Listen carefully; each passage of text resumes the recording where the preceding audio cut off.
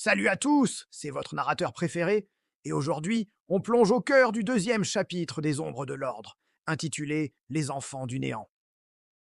On reprend exactement là où on s'était arrêté à la fin du chapitre 1, juste après la chute de la tour. Accrochez-vous, car l'action ne fait que commencer.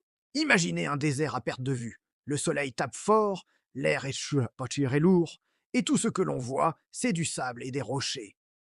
Au milieu de ce paysage hostile, on retrouve nos deux héros, Isaac et David. Ils marchent enfin, ils avancent péniblement. Leurs vêtements sont en lambeaux, leurs visages sont marqués par la fatigue et la soif. La destruction de la tour les a laissés pour morts, mais ils sont toujours là, debout. Enfin, presque. L'énergie bleue qui parcourt les veines d'Isaac pulse de plus en plus fort, comme un cœur supplémentaire qui bat à un rythme effréné. C'est un signe, un rappel constant de ce qu'il est devenu. David, toujours aussi pragmatique, brise le silence. Sa voix est rauque, fatiguée.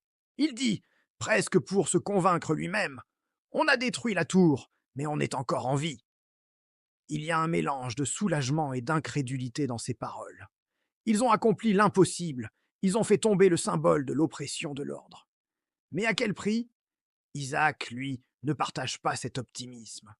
Son regard est sombre, fixé sur l'horizon infini. Il répond d'une voix grave, pleine de certitude. Le néant ne laisse jamais partir ses enfants. Cette phrase, elle pèse lourd. Elle signifie que leur combat est loin d'être terminé. Détruire la tour, ce n'était qu'une bataille. La guerre, la vraie guerre contre le néant et ses créatures, ne fait que commencer. Ils sont marqués, ils sont liés à cette force obscure et ils ne pourront jamais vraiment y échapper. C'est une condamnation, une prophétie funeste qui plane sur eux. Épuisés, ils trouvent refuge à l'ombre d'un immense rocher. C'est un répit de courte durée, juste assez pour reprendre leur souffle. Et c'est là, dans ce moment de calme précaire, qu'Isaac décide qu'il est temps. Il y a des choses que David doit savoir, des secrets enfouis depuis leur enfance au laboratoire de l'ordre. Il prend une profonde inspiration, rassemblant son courage. L'air est lourd de non-dit. David, tu dois savoir. Les mots sortent difficilement. Au laboratoire, quand on était enfant, ils t'ont exposé à une énergie instable. Le visage de David se crispe. Il ne comprend pas où Isaac veut en venir. Les souvenirs de cette période sont flous, fragmentés, douloureux. Isaac continue, sa voix tremblante mais déterminée. Il voulait créer un soldat qui pouvait s'adapter à n'importe quel environnement. Un soldat parfait. L'arme ultime. David le regarde totalement confus. S'adapter?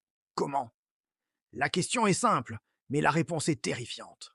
Isaac baisse les yeux, incapable de soutenir le regard de son ami, de son frère d'armes. Il murmure, et chaque mot est comme un poignard. Avec ton corps. Il voulait que tu puisses changer. Changer! Le mot reste suspendu dans l'air chaud du désert. Changer comment?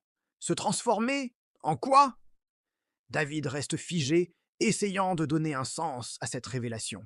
Son corps, ses souvenirs, tout ce qu'il pensait savoir sur lui-même est remis en question. Il n'est pas juste un survivant, un soldat. Il est une expérience, une arme vivante dont il ignore encore le potentiel ou la dangerosité. Et c'est sur cette révélation choquante que nous allons marquer une pause. Qu'est-ce que cela signifie pour David? Quelle est la nature de cette énergie instable qui sommeille en lui? Comment cette vérité va-t-elle affecter sa relation avec Isaac? Tout ça, et bien plus encore, dans la suite de notre histoire. Merci de nous avoir suivis pour cet acte intense. On se retrouve très vite pour la suite des aventures d'Isaac et David dans les ombres de l'ordre. N'oubliez pas de vous abonner pour ne rien manquer et de laisser un commentaire pour nous dire ce que vous pensez de cette révélation. À très bientôt!